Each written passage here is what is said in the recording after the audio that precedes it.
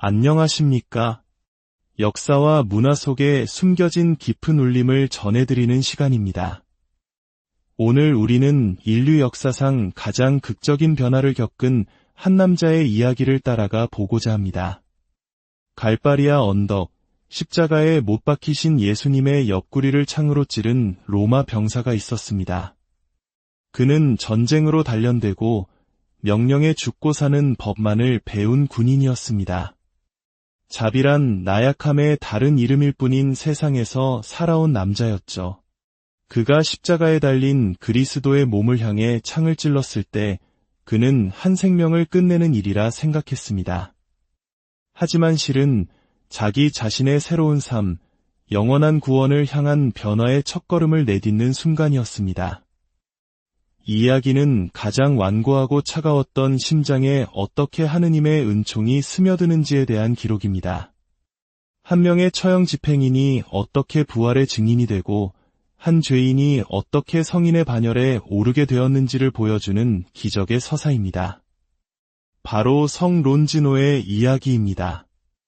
이 거룩한 여정을 시작하기에 앞서 이 이야기가 주는 깊은 감동을 주변의 소중한 이들과 함께 나누어 주시길 부탁드립니다.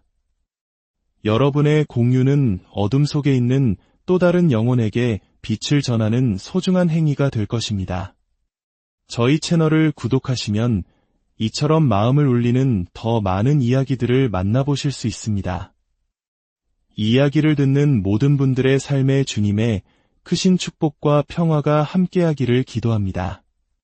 제1장 전사로 태어난 로마인 론지노는 힘이 곧 법이고 자비가 나약함으로 치부되던 세상에 태어났습니다. 거칠고 야성적인 땅, 로마 제국의 그림자 아래 있던 이사우리아의 험준한 언덕에서 그는 첫 숨을 내쉬었습니다. 그가 어릴 적부터 배운 유일한 언어는 바로 힘이었습니다. 이사우리아의 소년들은 꿈을 꾸는 법 대신 싸우는 법을 먼저 배웠습니다. 그의 요람가에서 불리던 노래는 사랑이나 아름다움이 아닌 정복과 복종에 관한 것이었습니다. 참전 용사였던 그의 아버지는 아들의 마음에 로마의 영광, 규율을 통한 승리, 그리고 피로써 쟁취하는 명예에 대한 이야기들을 채워 넣었습니다. 수많은 로마의 신들은 다른 무엇보다 제국에 대한 절대적인 충성을 요구했습니다. 론지노는 성장하며 그 혹독한 유산을 이어받을 자격이 있음을 스스로 증명해 보였습니다. 넓은 어깨와 날카로운 정신을 지닌 그는 장로들마저 감탄할 정도로 잔혹하고 효율적인 전투 기술을 익혔습니다. 16살에는 훈련장에서 노련한 병사들을 능가했고 17살에는 로마 군단에 입대하여 전장으로 행군했습니다. 군인의 삶은 고되었지만 단순했습니다. 행군하고, 싸우고, 정복하고, 복종하라. 론지노는 이 모든 면에서 두각을 나타냈습니다.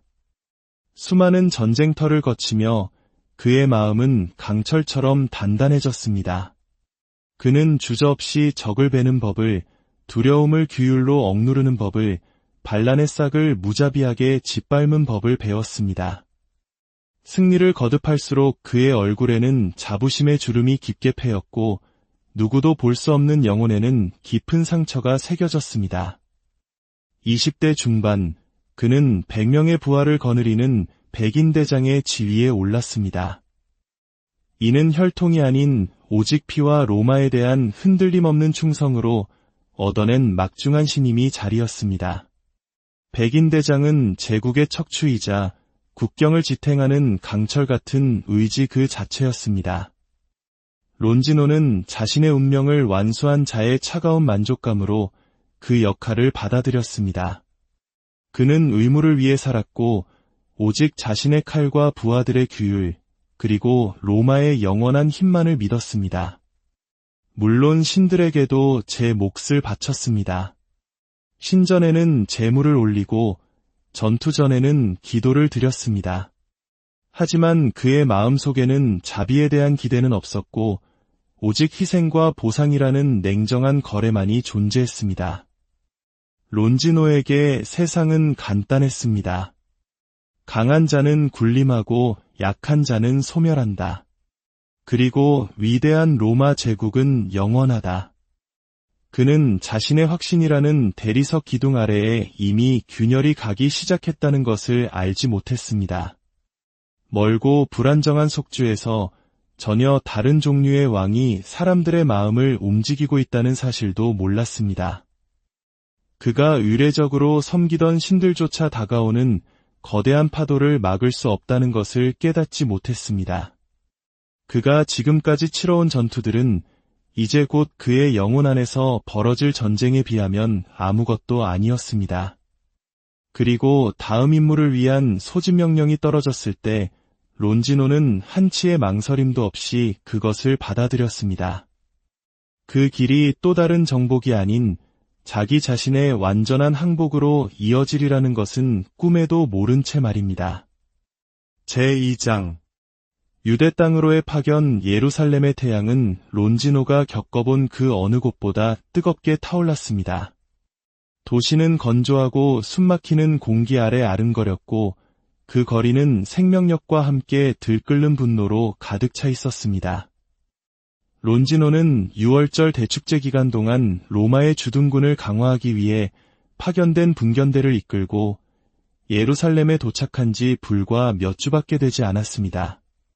그는 첫날부터 도시를 감싼 기운을 느꼈습니다.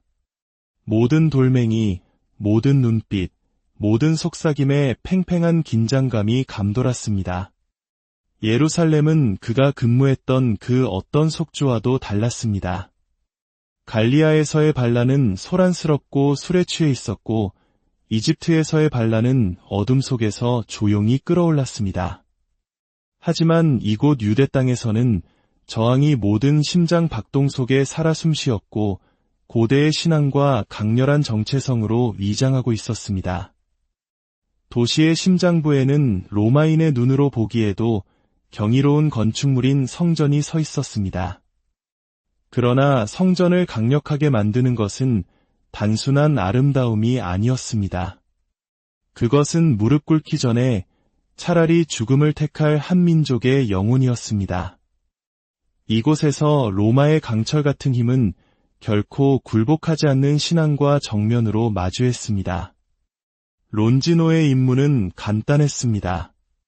질서를 유지하고 소요를 진압하며 반란의 속삭임을 짓밟은 것이었습니다. 그의 나날은 순찰과 공개 처형, 그리고 시장과 골목에서 조용히 전달되는 위협으로 채워졌습니다. 하지만 이번에는 무언가 달랐습니다. 끝없는 불만의 중얼거림 속에서 유독 한 이름이 계속해서 떠올랐습니다. 나자렛의 예수. 어떤 이들은 그를 치유자라 불렀고 다른 이들은 말썽꾼이라 했습니다. 어떤 이들은 그가 예언자들이 예고한 메시아라고 맹세했습니다. 론지노는 처음에는 그 소문들을 일축했습니다. 어느 땅에나 신의 사자라 자칭하는 자들은 있기 마련이었고 그들은 언제나 몰락했으며 로마는 항상 그 자리에 남아있었기 때문입니다. 그러나 그는 이상한 낌새를 차렸습니다.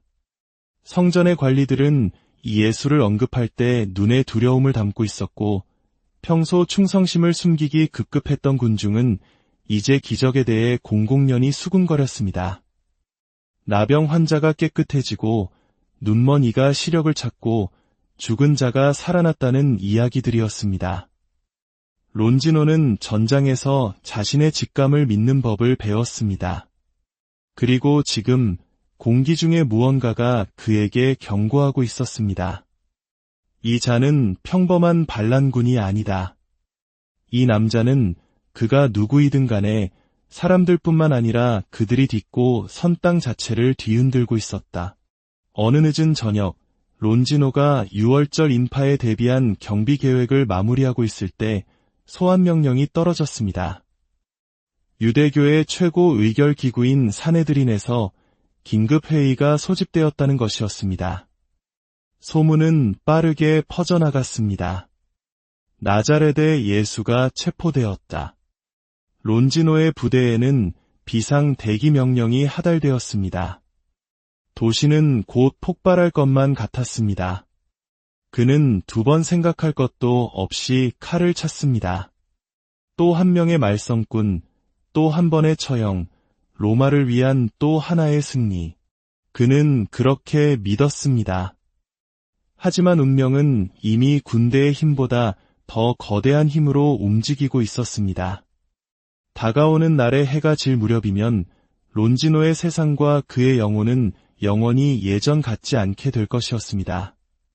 제3장 골고타의 임무 그리고 하늘이 열리다 명령은 간단했습니다. 판결을 집행하라. 그리고 본보기로 삼아라. 잔혹하게 론지노는 동이 트기 전에 갑옷을 챙겨 입었습니다. 그날 3명의 사형수가 십자가형에 처해질 예정이었습니다. 2명의 강도 그리고 멍든 몸뚱이가 암시하는 것보다 훨씬 더 큰 소동을 일으킨 한 남자, 나자렛의 예수였습니다. 론지노는 오랜 습관처럼 익숙하게 소리치며 부하들을 모았습니다. 죄수들은 예루살렘 거리를 통해 끌려다녔고 그 모습은 모두에게 보여주는 음울한 행렬이었습니다. 로마 병사들은 아침 햇살에 방패를 빛내며 길가에 도열하여 불안한 군중을 막아섰습니다. 그들은 마침내 해골터라는 의미의 골고타에 도착했습니다. 죽음을 위해 따로 마련된 성벽 밖의 황량한 바위 언덕이었습니다. 십자가가 세워지고 못 박는 망치 소리와 죄수들의 절규가 하늘을 찢었습니다. 론지노는 팔짱을 낀 채 차가운 얼굴로 거리를 유지했습니다.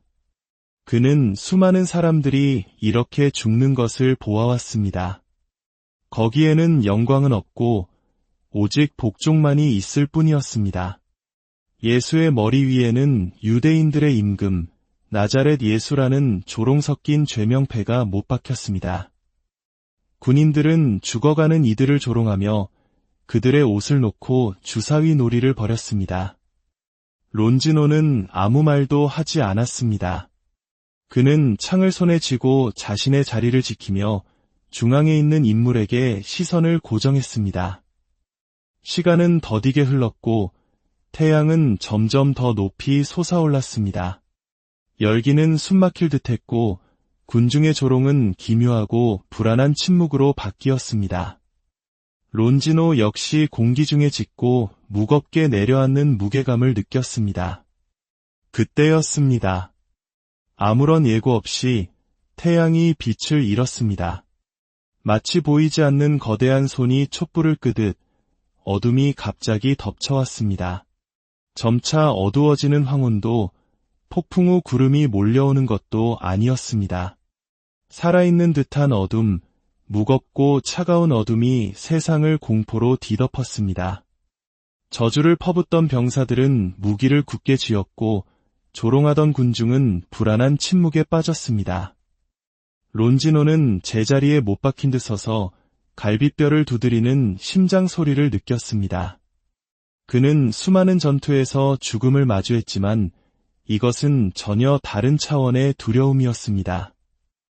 그는 못 박히고 부서진 채 기이한 어둠을 배경으로 실루엣처럼 서 있는 예수를 보았습니다. 극심한 고통 속에서도 그 나자렛 사람은 논리를 거스르는 말을 속삭였습니다.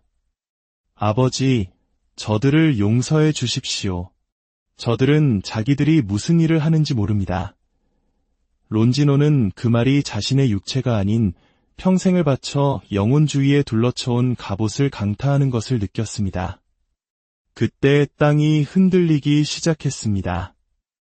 땅속 깊은 곳에서 시작된 낮은 울림은 격렬한 진동으로 커졌습니다. 땅이 갈라지고 도시의 건물들이 균열을 일으키며 신음했습니다. 성전 깊숙한 곳, 지성소와 성소를 가르던 거대한 휘장이 위에서 아래로 둘로 찢어졌습니다. 하느님과 인간 사이를 가로막던 장벽이 무너져 내린 것입니다. 골고타 언덕 위에서 론지노는 예수의 마지막 외침을 들었습니다. 고통의 심연에서 터져나왔지만 왕의 권위로 가득 찬 목소리였습니다. 아버지, 제 영혼을 아버지 손에 맡깁니다. 그리고 침묵이 흘렀습니다. 론지노가 평생 겪어본 그 어떤 침묵보다도 깊은 침묵이었습니다. 처음으로 강인한 백인 대장이자 로마의 아들인 론지노는 죽음이 아닌 심판에 대한 두려움을 느꼈습니다. 그는 십자가에 달린 생명 없는 형체를 올려다보았습니다. 아직 피가 뚝뚝 떨어지고 가시관이 여전히 이마를 파고드는 그 모습을 보는 순간 그의 내면에서 무언가가 산산조각 났습니다.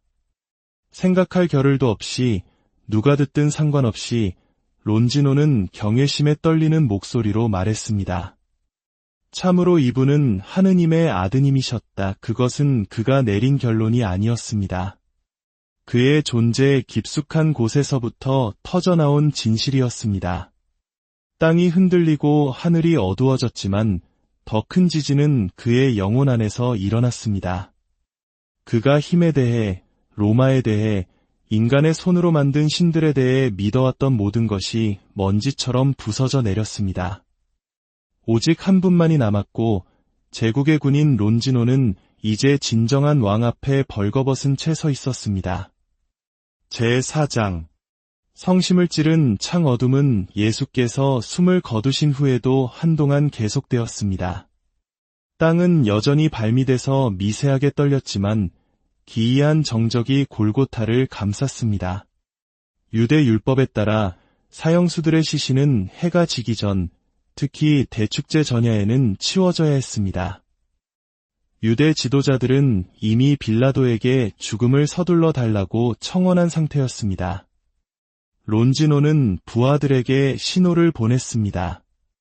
두 강도는 둔중한 망치에 다리뼈가 부서지자 희미하게 비명을 질렀고 곧 그들의 몸부림은 멈췄습니다. 그리고 론지노는 예수께로 향했습니다. 가까이 다가갔을 때 그는 무언가 다른 것을 감지했습니다. 그 너덜너덜한 형체 주위의 정적은 패배의 정적이 아니었습니다. 그것은 두려운 위험으로 가득 찬 침묵이었습니다. 전승에 따르면 론지노는 당시 눈병을 앓아 시력이 매우 좋지 않았다고 합니다. 그는 조심스럽게 거의 경건한 태도로 창을 들어 올렸습니다. 그는 중앙 십자가에 달린 남자의 옆구리에 창끝을 대고 깊숙이 찔렀습니다. 창날은 살을 쉽게 꿰뚫고 갈비뼈 사이를 지나 심장에 이르렀습니다. 그리고 바로 그때 기적이 일어났습니다. 상처에서는 피뿐만 아니라 물이 흘러나왔습니다. 붉은 피와 섞인 맑은 물줄기가 부서진 몸을 타고 흘러내렸습니다. 론지노는 충격에 뒤로 비틀거렸습니다. 그는 수많은 죽음을 보았고 전투에서 많은 이들을 창으로 찔렀지만 이런 광경은 단 한 번도 본 적이 없었습니다. 피와 물이 흐를 때 몇 방울이 그의 얼굴과 눈에 튀었습니다. 그 순간 그는 느꼈습니다. 주위 세상이 갑자기 고통스러울 정도로 선명해졌습니다. 수년 동안 그의 시야를 가리던 육체적, 영적 안개가 둘로 찢어진 휘장처럼 겉었습니다. 그는 눈을 깜빡이고 숨을 헐떡이며 비틀거렸습니다. 마치 평생을 눈먼 채로 살다가 이제야 비로소 보기 시작한 것 같았습니다. 하지만 그것은 단지 눈의 문제가 아니었습니다. 그의 마음이었습니다. 죽음을 확인하기 위해 휘둘렀던 창이 그의 재탄생의 도구가 된 것입니다. 론지노는 저항할 수도 부정할 수도 없는 힘에 압도되어 무릎을 꿇었습니다. 이제 그는 보았습니다. 힘과 제국이 결코 만질 수 없는 진실을. 그가 찌른 남자는 단순한 스승이나 반란군, 심지어 예언자도 아니었습니다. 그는 자신이 주장한 그대로 하느님의 아들이시며 세상의 죄를 위해 희생된 어린 양이었습니다. 제국의 군인이자 폭력의 전달자였던 론지노는 자신의 손을 더럽힌 피가 수치의 낙인이 아니라 초대장임을 깨달았습니다. 그가 상상조차 해본 적 없는 삶, 정복이 아닌 항복 위에 세워진 삶으로의 초대장이었습니다. 다른 병사들은 눈앞에 펼쳐지는 기적을 알지 못한 채 조롱하고 웃었지만 론지노는 보았습니다. 그 어느 때보다 더 선명하게 보았습니다. 창은 여전히 그의 손에 놓여 있었지만 론지노는 사랑 그 자체를 십자가에 못 박은 제국을 다시는 섬길 수 없음을 알았습니다. 제5장 회심과 순교 그리고 영원한 유산. 론지노는 로마 군복을 벗어 던지고 사도들로부터 직접 세례를 받았습니다. 그는 이제 그리스도의 병사였습니다. 그는 자신의 고향인 카파도키아로 돌아가 동굴과 은신처에서 사람들을 모아 자신이 목격한 기적, 즉 십자가의 죽음과 부활의 소식을 전했습니다. 그의 증언은 강력한 힘이 있었고 많은 이들이 그의 말을 듣고 믿음으로 돌아섰습니다. 그러나 그의 활동은 로마 당국의 귀에 들어갔습니다. 한때 로마에 충실한 백인 대장이었던 그가 이제는 제국을 배신하고 금지된 신앙을 퍼뜨리는 반역자가 된 것입니다. 체포 명령이 떨어졌고 론지노는 도망치지 않았습니다. 그는 담담하게 운명을 받아들였습니다. 재판장에서 총독은 그에게 마지막 기회를 주었습니다. 새로운 신앙을 버리고 카이사르에게 재물을 바치라. 그러면 살려주겠다. 론지노는 굳건히 서서 대답했습니다. 나는 당신들의 황제를 섬겼소. 하지만 이제 나는 훨씬 더 위대한 왕을 섬기고 있소. 그분의 나라는 손으로 지어지거나 칼로 정복되지 않소. 나는 그분의 것이며 그분을 부인하지 않을 것이오. 분노한 총독은 그에게 참수형을 선고했습니다. 그는 동이 틀 무렵 자신이 한때 순찰하던 거리를 지나 처형장으로 끌려갔습니다. 그는 무릎을 꿇고 하늘을 우러러 마지막 기도를 바쳤습니다. 주님, 제 영혼을 당신 손에 맡깁니다. 아침 햇살 속에서 칼이 번쩍였고 그의 지상생애는 끝났습니다. 그러나 그의 증언은 끝나지 않았습니다.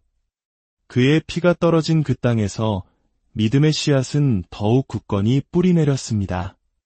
그의 무덤은 순례지가 되었고 눈먼이가 시력을 찾고 상처 입은 영혼이 치유되는 기적이 일어났습니다.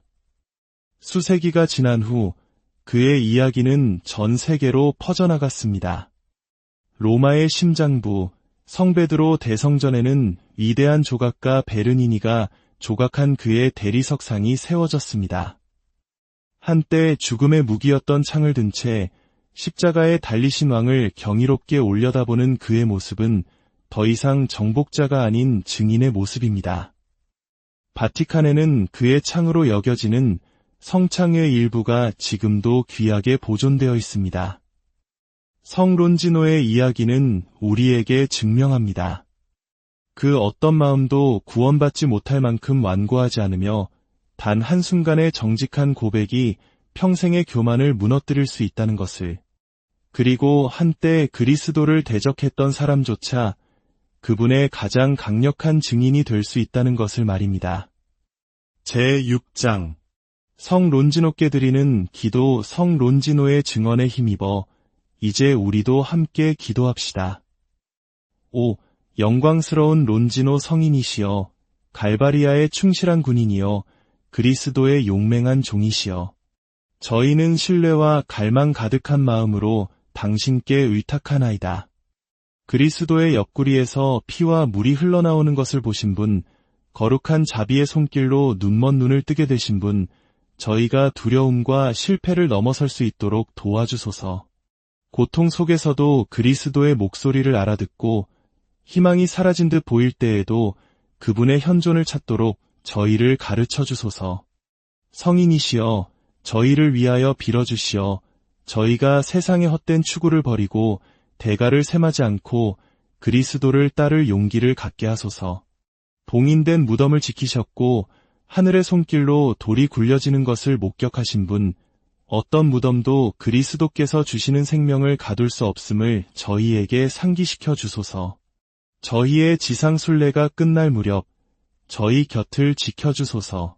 당신이 한때 십자가 발치에 서 계셨던 것처럼 저희를 슬픔이 그치고 기쁨이 끝없는 저 영원한 아침으로 안전하게 인도해 주소서. 그곳에서 당신과 모든 성인들과 함께 부활하신 주님의 영광스러운 얼굴을 영원히 뵙게 하시고 끊임없는 찬미의 노래에 동참하게 하소서. 희생되신 어린 양께 영광, 영원히 다스리시는 그리스도께 영광. 성론진호, 저희를 위하여 빌어주소서. 아멘. 오늘 함께 해주신 모든 분들께 감사드립니다. 여러분의 삶에 하느님의 안녕하십니까? 역사와 문화 속에 숨겨진 깊은 울림을 전해드리는 시간입니다. 오늘 우리는 인류 역사상 가장 극적인 변화를 겪은 한 남자의 이야기를 따라가 보고자 합니다. 갈바리아 언덕, 십자가에 못 박히신 예수님의 옆구리를 창으로 찌른 로마 병사가 있었습니다. 그는 전쟁으로 단련되고 명령에 죽고 사는 법만을 배운 군인이었습니다. 자비란 나약함의 다른 이름일 뿐인 세상에서 살아온 남자였죠. 그가 십자가에 달린 그리스도의 몸을 향해 창을 찔렀을 때 그는 한 생명을 끝내는 일이라 생각했습니다. 하지만 실은 자기 자신의 새로운 삶, 영원한 구원을 향한 변화의 첫걸음을 내딛는 순간이었습니다. 이 이야기는 가장 완고하고 차가웠던 심장에 어떻게 하느님의 은총이 스며드는지에 대한 기록입니다. 한 명의 처형 집행인이 어떻게 부활의 증인이 되고 한 죄인이 어떻게 성인의 반열에 오르게 되었는지를 보여주는 기적의 서사입니다. 바로 성론진호의 이야기입니다. 이 거룩한 여정을 시작하기에 앞서 이 이야기가 주는 깊은 감동을 주변의 소중한 이들과 함께 나누어 주시길 부탁드립니다. 여러분의 공유는 어둠 속에 있는 또 다른 영혼에게 빛을 전하는 소중한 행위가 될 것입니다. 저희 채널을 구독하시면 이처럼 마음을 울리는 더 많은 이야기들을 만나보실 수 있습니다. 이 이야기를 듣는 모든 분들의 삶에 주님의 크신 축복과 평화가 함께하기를 기도합니다. 제1장 전사로 태어난 로마인 론지노는 힘이 곧 법이고 자비가 나약함으로 치부되던 세상에 태어났습니다. 거칠고 야성적인 땅, 로마 제국의 그림자 아래 있던 이사우리아의 험준한 언덕에서 그는 첫 숨을 내쉬었습니다. 그가 어릴 적부터 배운 유일한 언어는 바로 힘이었습니다. 이사우리아의 소년들은 꿈을 꾸는 법 대신 싸우는 법을 먼저 배웠습니다. 그의 요람가에서 불리던 노래는 사랑이나 아름다움이 아닌 정복과 복종에 관한 것이었습니다. 참전 용사였던 그의 아버지는 아들의 마음에 로마의 영광, 규율을 통한 승리, 그리고 피로써 쟁취하는 명예에 대한 이야기들을 채워 넣었습니다. 수많은 로마의 신들은 다른 무엇보다 제국에 대한 절대적인 충성을 요구했습니다. 론지노는 성장하며 그 혹독한 유산을 이어받을 자격이 있음을 스스로 증명해 보였습니다. 넓은 어깨와 날카로운 정신을 지닌 그는 장로들마저 감탄할 정도로 잔혹하고 효율적인 전투 기술을 익혔습니다. 16살에는 훈련장에서 노련한 병사들을 능가했고 17살에는 로마 군단에 입대하여 전장으로 행군했습니다. 군인의 삶은 고되었지만 단순했습니다. 행군하고, 싸우고, 정복하고, 복종하라. 론지노는 이 모든 면에서 두각을 나타냈습니다. 수많은 전쟁터를 거치며 그의 마음은 강철처럼 단단해졌습니다. 그는 주저없이 적을 베는 법을, 두려움을 규율로 억누르는 법을, 반란의 싹을 무자비하게 짓밟는 법을 배웠습니다. 승리를 거듭할수록 그의 얼굴에는 자부심의 주름이 깊게 패였고 누구도 볼 수 없는 영혼에는 깊은 상처가 새겨졌습니다. 20대 중반, 그는 100명의 부하를 거느리는 백인대장의 지위에 올랐습니다. 이는 혈통이 아닌 오직 피와 로마에 대한 흔들림 없는 충성으로 얻어낸 막중한 신임이 자리였습니다. 백인대장은 제국의 척추이자 국경을 지탱하는 강철 같은 의지 그 자체였습니다. 론지노는 자신의 운명을 완수한 자의 차가운 만족감으로 그 역할을 받아들였습니다. 그는 의무를 위해 살았고 오직 자신의 칼과 부하들의 규율, 그리고 로마의 영원한 힘만을 믿었습니다. 물론 신들에게도 제 몫을 바쳤습니다. 신전에는 제물을 올리고 전투 전에는 기도를 드렸습니다. 하지만 그의 마음속에는 자비에 대한 기대는 없었고 오직 희생과 보상이라는 냉정한 거래만이 존재했습니다. 론지노에게 세상은 간단했습니다. 강한 자는 군림하고 약한 자는 소멸한다. 그리고 위대한 로마 제국은 영원하다. 그는 자신의 확신이라는 대리석 기둥 아래에 이미 균열이 가기 시작했다는 것을 알지 못했습니다. 멀고 불안정한 속주에서 전혀 다른 종류의 왕이 사람들의 마음을 움직이고 있다는 사실도 몰랐습니다.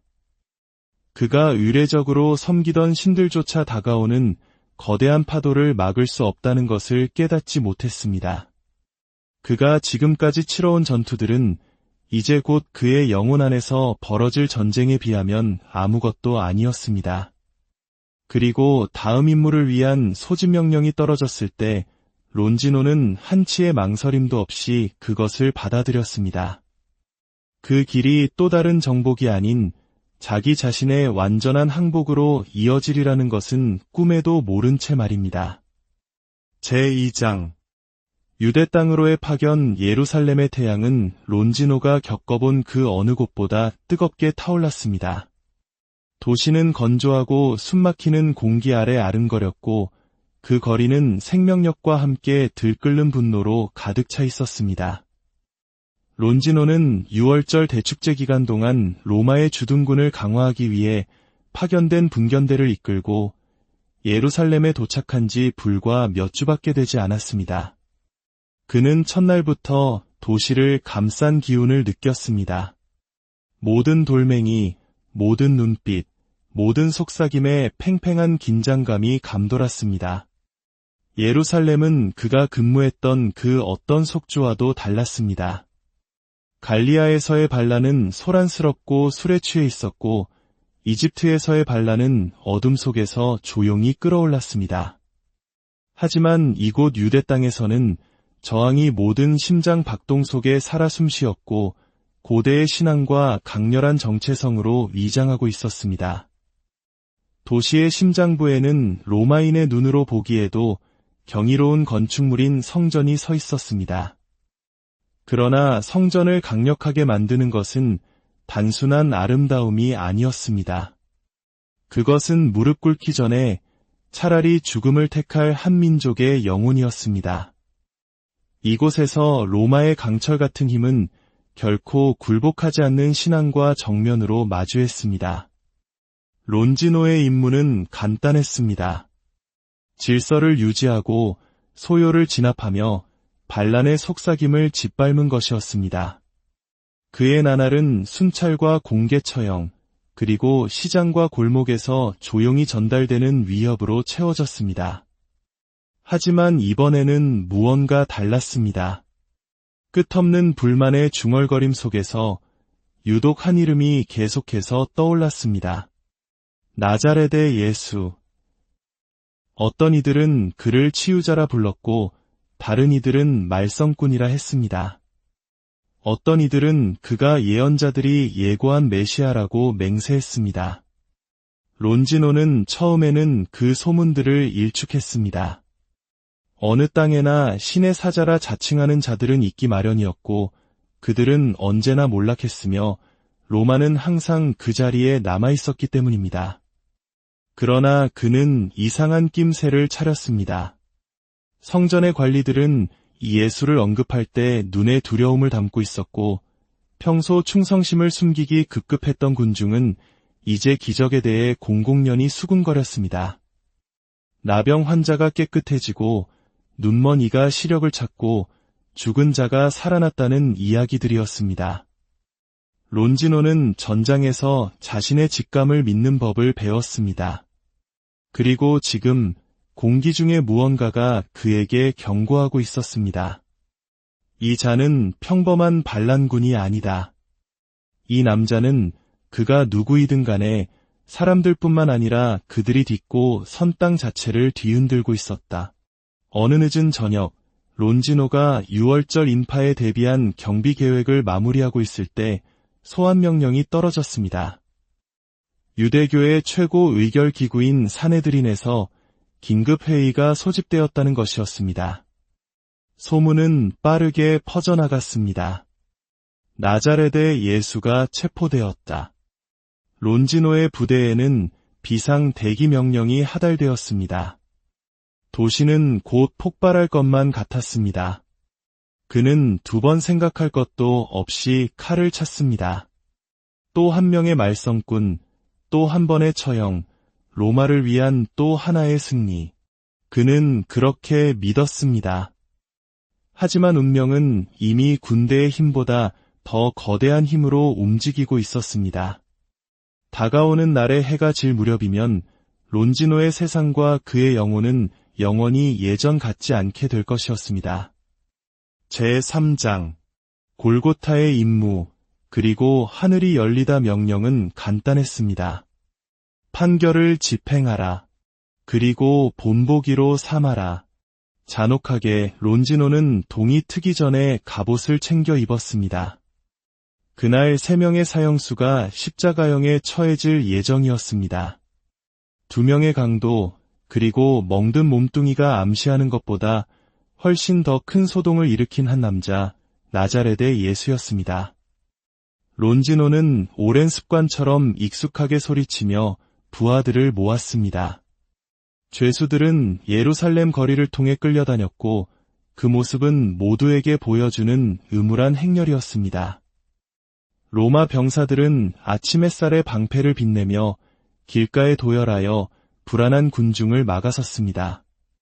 그들은 마침내 해골터라는 의미의 골고타에 도착했습니다. 죽음을 위해 따로 마련된 성벽 밖의 황량한 바위 언덕이었습니다. 십자가가 세워지고 못 박는 망치 소리와 죄수들의 절규가 하늘을 찢었습니다. 론지노는 팔짱을 낀 채 차가운 얼굴로 거리를 유지했습니다. 그는 수많은 사람들이 이렇게 죽는 것을 보아왔습니다. 거기에는 영광은 없고 오직 복종만이 있을 뿐이었습니다. 예수의 머리 위에는 유대인들의 임금, 나자렛 예수라는 조롱 섞인 죄명패가 못 박혔습니다. 군인들은 죽어가는 이들을 조롱하며 그들의 옷을 놓고 주사위 놀이를 벌였습니다.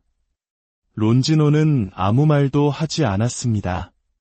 그는 창을 손에 쥐고 자신의 자리를 지키며 중앙에 있는 인물에게 시선을 고정했습니다.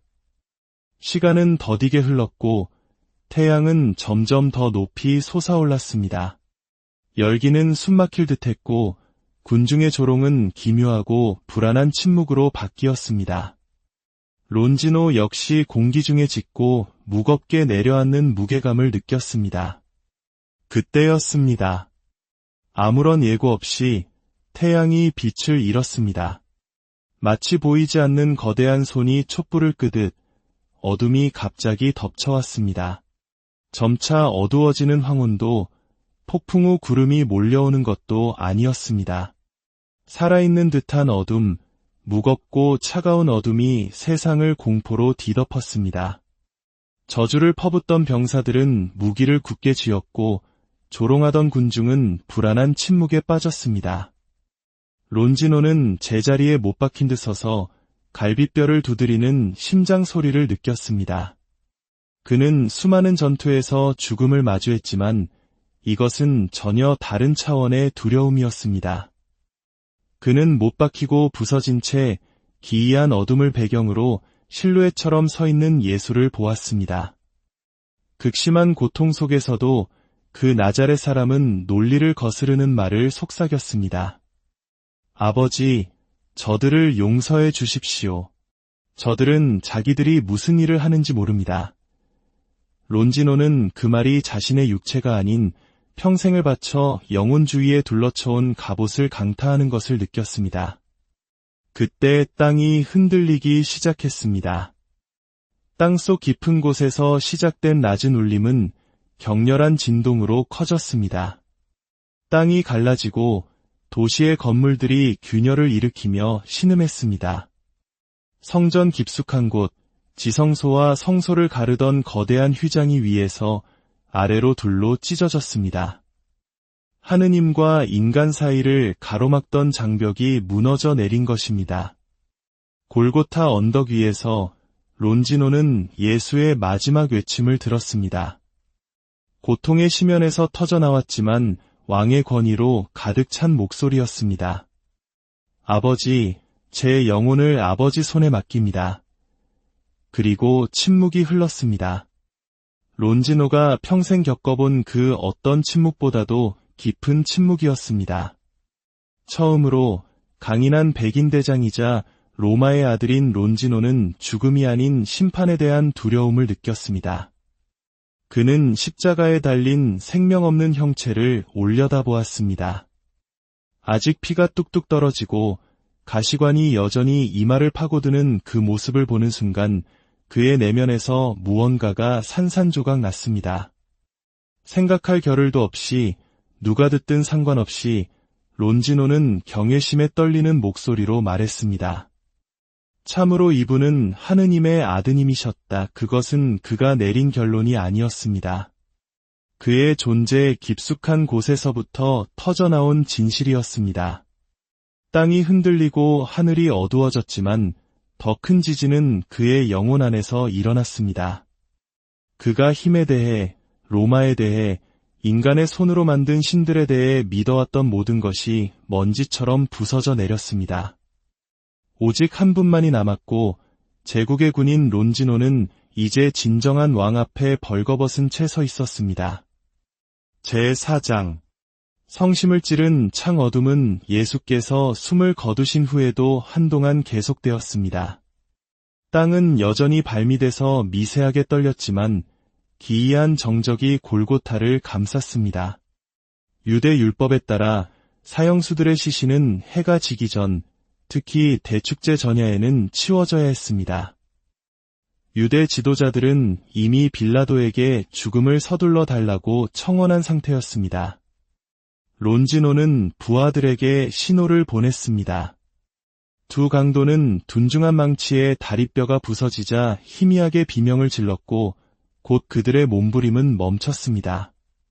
그리고 론지노는 예수께로 향했습니다. 가까이 다가갔을 때 그는 무언가 다른 것을 감지했습니다. 그 너덜너덜한 형체 주위의 정적은 패배의 정적이 아니었습니다. 그것은 두려운 위험으로 가득 찬 침묵이었습니다. 전승에 따르면 론지노는 당시 눈병을 앓아 시력이 매우 좋지 않았다고 합니다. 그는 조심스럽게 거의 경건한 태도로 창을 들어 올렸습니다. 그는 중앙 십자가에 달린 남자의 옆구리에 창끝을 대고 깊숙이 찔렀습니다. 창날은 살을 쉽게 꿰뚫고 갈비뼈 사이를 지나 심장에 이르렀습니다. 그리고 바로 그때 기적이 일어났습니다. 상처에서는 피뿐만 아니라 물이 흘러나왔습니다. 붉은 피와 섞인 맑은 물줄기가 부서진 몸을 타고 흘러내렸습니다. 론지노는 충격에 뒤로 비틀거렸습니다. 그는 수많은 죽음을 보았고 전투에서 많은 이들을 창으로 찔렀지만 이런 광경은 단 한 번도 본 적이 없었습니다. 피와 물이 흐를 때 몇 방울이 그의 얼굴과 눈에 튀었습니다. 그 순간 그는 느꼈습니다. 주위 세상이 갑자기 고통스러울 정도로 선명해졌습니다.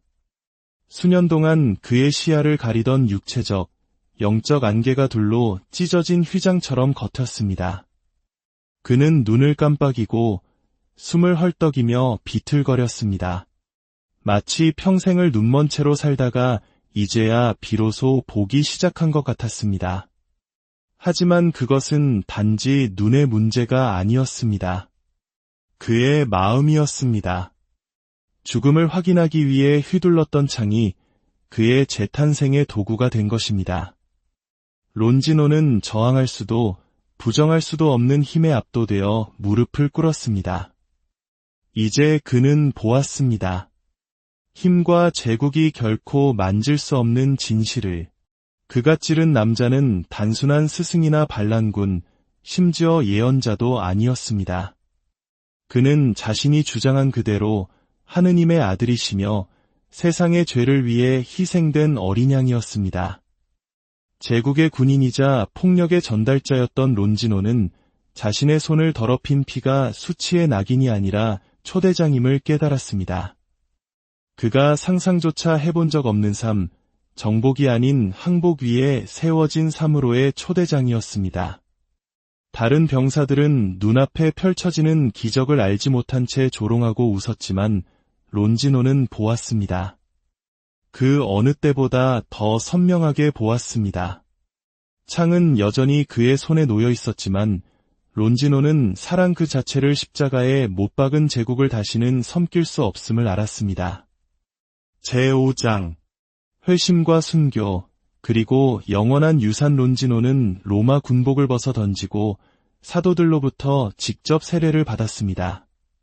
그는 이제 그리스도의 병사였습니다.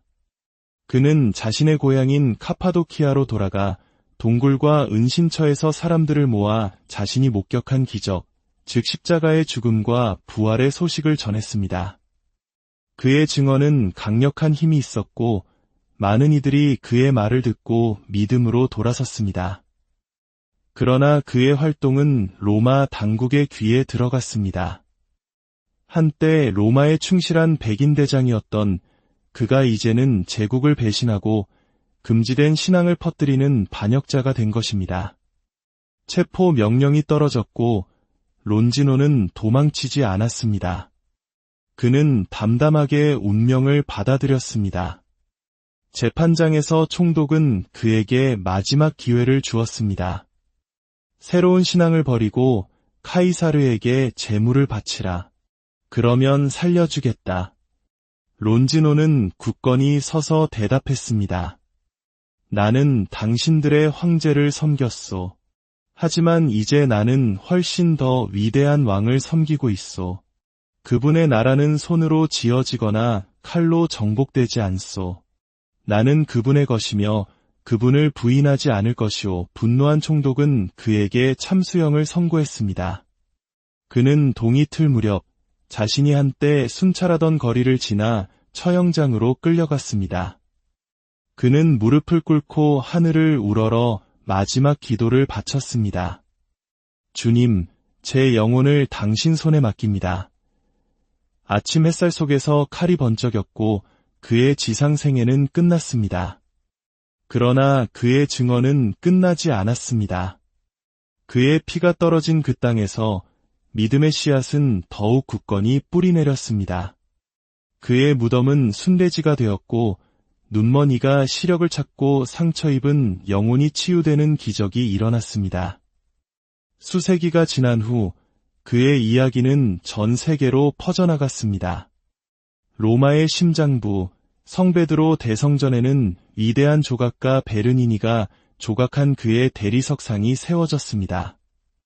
한때 죽음의 무기였던 창을 든 채 십자가에 달리신 왕을 경이롭게 올려다보는 그의 모습은 더 이상 정복자가 아닌 증인의 모습입니다.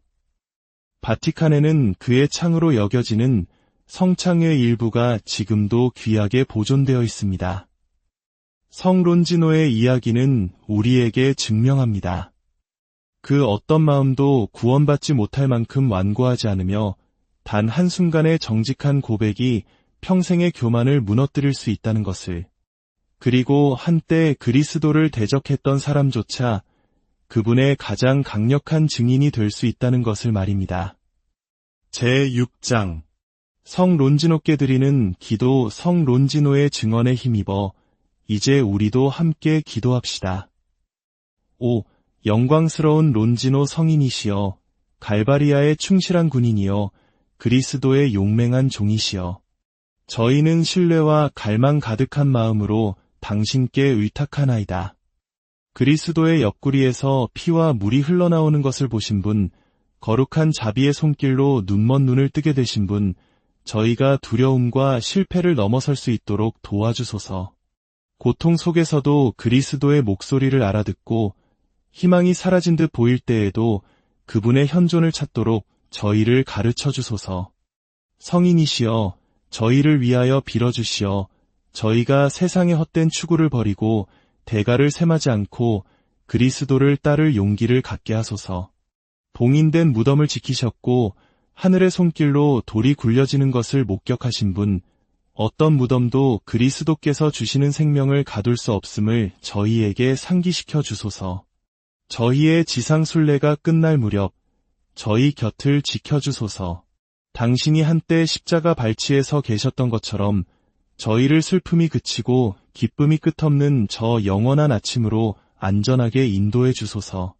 그곳에서 당신과 모든 성인들과 함께 부활하신 주님의 영광스러운 얼굴을 영원히 뵙게 하시고 끊임없는 찬미의 노래에 동참하게 하소서. 희생되신 어린 양께 영광, 영원히 다스리시는 그리스도께 영광. 성론진호, 저희를 위하여 빌어주소서. 아멘. 오늘 함께 해주신 모든 분들께 감사드립니다. 여러분의 삶에 하느님의 은총, 안녕하십니까?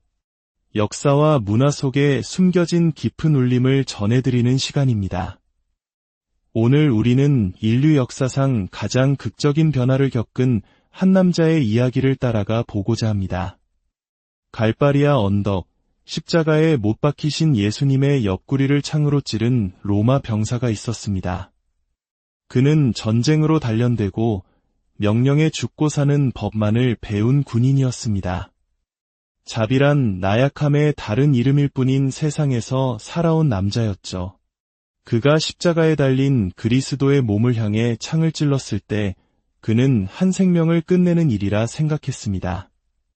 하지만 실은 자기 자신의 새로운 삶, 영원한 구원을 향한 변화의 첫걸음을 내딛는 순간이었습니다. 이 이야기는 가장 완고하고 차가웠던 심장에 어떻게 하느님의 은총이 스며드는지에 대한 기록입니다. 한 명의 처형 집행인이 어떻게 부활의 증인이 되고 한 죄인이 어떻게 성인의 반열에 오르게 되었는지를 보여주는 기적의 서사입니다. 바로 성론진호의 이야기입니다. 이 거룩한 여정을 시작하기에 앞서 이 이야기가 주는 깊은 감동을 주변의 소중한 이들과 함께 나누어 주시길 부탁드립니다. 여러분의 공유는 어둠 속에 있는 또 다른 영혼에게 빛을 전하는 소중한 행위가 될 것입니다. 저희 채널을 구독하시면 이처럼 마음을 울리는 더 많은 이야기들을 만나보실 수 있습니다. 이 이야기를 듣는 모든 분들의 삶에 주님의 크신 축복과 평화가 함께하기를 기도합니다. 제1장 전사로 태어난 로마인 론지노는 힘이 곧 법이고 자비가 나약함으로 치부되던 세상에 태어났습니다. 거칠고 야성적인 땅, 로마 제국의 그림자 아래 있던 이사우리아의 험준한 언덕에서 그는 첫 숨을 내쉬었습니다. 그가 어릴 적부터 배운 유일한 언어는 바로 힘이었습니다. 이사우리아의 소년들은 꿈을 꾸는 법 대신 싸우는 법을 먼저 배웠습니다. 그의 요람가에서 불리던 노래는 사랑이나 아름다움이 아닌 정복과 복종에 관한 것이었습니다. 참전 용사였던 그의 아버지는 아들의 마음에 로마의 영광, 규율을 통한 승리, 그리고 피로써 쟁취하는 명예에 대한 이야기들을 채워 넣었습니다. 수많은 로마의 신들은 다른 무엇보다 제국에 대한 절대적인 충성을 요구했습니다. 론지노는 성장하며 그 혹독한 유산을 이어받을 자격이 있음을 스스로 증명해 보였습니다. 넓은 어깨와 날카로운 정신을 지닌 그는 장로들마저 감탄할 정도로 잔혹하고 효율적인 전투 기술을 익혔습니다. 16살에는 훈련장에서 노련한 병사들을 능가했고 17살에는 로마 군단에 입대하여 전장으로 행군했습니다. 군인의 삶은 고되었지만 단순했습니다. 행군하고, 싸우고, 정복하고, 복종하라. 론지노는 이 모든 면에서 두각을 나타냈습니다.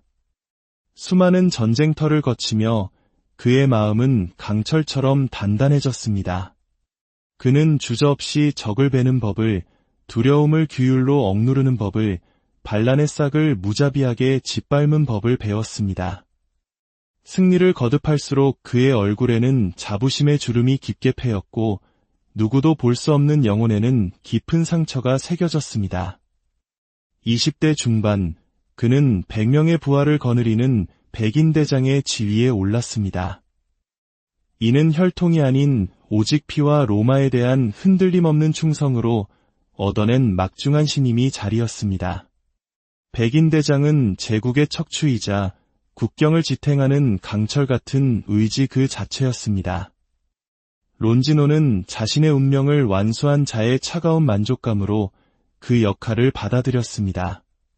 그는 의무를 위해 살았고 오직 자신의 칼과 부하들의 규율, 그리고 로마의 영원한 힘만을 믿었습니다. 물론 신들에게도 제 몫을 바쳤습니다. 신전에는 제물을 올리고 전투 전에는 기도를 드렸습니다. 하지만 그의 마음속에는 자비에 대한 기대는 없었고 오직 희생과 보상이라는 냉정한 거래만이 존재했습니다. 론지노에게 세상은 간단했습니다. 강한 자는 군림하고 약한 자는 소멸한다. 그리고 위대한 로마 제국은 영원하다. 그는 자신의 확신이라는 대리석 기둥 아래에 이미 균열이 가기 시작했다는 것을 알지 못했습니다. 멀고 불안정한 속주에서 전혀 다른 종류의 왕이 사람들의 마음을 움직이고 있다는 사실도 몰랐습니다. 그가 의례적으로 섬기던 신들조차 다가오는 거대한 파도를 막을 수 없다는 것을 깨닫지 못했습니다. 그가 지금까지 치러온 전투들은 이제 곧 그의 영혼 안에서 벌어질 전쟁에 비하면 아무것도 아니었습니다. 그리고 다음 임무를 위한 소집 명령이 떨어졌을 때 론지노는 한치의 망설임도 없이 그것을 받아들였습니다. 그 길이 또 다른 정복이 아닌 자기 자신의 완전한 항복으로 이어지리라는 것은 꿈에도 모른 채 말입니다. 제2장 유대 땅으로의 파견. 예루살렘의 태양은 론지노가 겪어본 그 어느 곳보다 뜨겁게 타올랐습니다. 도시는 건조하고 숨막히는 공기 아래 아른거렸고 그 거리는 생명력과 함께 들끓는 분노로 가득 차 있었습니다. 론지노는 6월절 대축제 기간 동안 로마의 주둔군을 강화하기 위해 파견된 분견대를 이끌고 예루살렘에 도착한 지 불과 몇 주밖에 되지 않았습니다. 그는 첫날부터 도시를 감싼 기운을 느꼈습니다. 모든 돌멩이, 모든 눈빛, 모든 속삭임에 팽팽한 긴장감이 감돌았습니다. 예루살렘은 그가 근무했던 그 어떤 속주와도 달랐습니다. 갈리아에서의 반란은 소란스럽고 술에 취해 있었고 이집트에서의 반란은 어둠 속에서 조용히 끓어올랐습니다. 하지만 이곳 유대 땅에서는 저항이 모든 심장 박동 속에 살아 숨쉬었고 고대의 신앙과 강렬한 정체성으로 위장하고 있었습니다. 도시의 심장부에는 로마인의 눈으로 보기에도 경이로운 건축물인 성전이 서 있었습니다. 그러나 성전을 강력하게 만드는 것은 단순한 아름다움이 아니었습니다.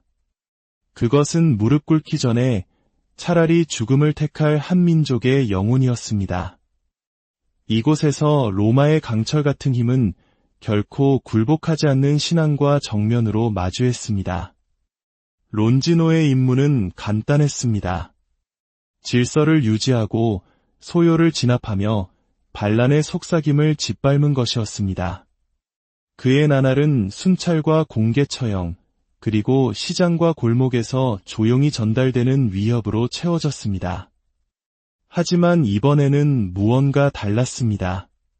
끝없는 불만의 중얼거림 속에서 유독 한 이름이 계속해서 떠올랐습니다. 나자렛의 예수.